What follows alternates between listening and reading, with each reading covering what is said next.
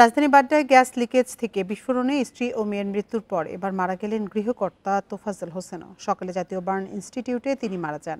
এই ঈদে জামা জুতো অ্যাক্সেসরিজের ডিসকাউন্ট। এ নিয়ে ওই ঘটনায় মৃতের সংখ্যা বেড়ে দাঁড়ালো ৩ জনে। নিহত তোফাজ্জল হোসেনের শরীরের ৮০ ভাগ পুড়ে গিয়েছিল।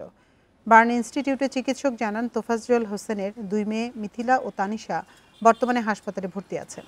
শরীরের ৬০-৩০% পুড়ে যাওয়ায় তাদের ২ জনের অবস্থাও আশঙ্কাজনক। শুক্রবার মধ্যরাতে বাড্ডার দক্ষিণ আনন্দনগরে গ্যাস লিকেজ থেকে বিস্ফোরণে পরিবারের ৫ জন দগ্ধ হন।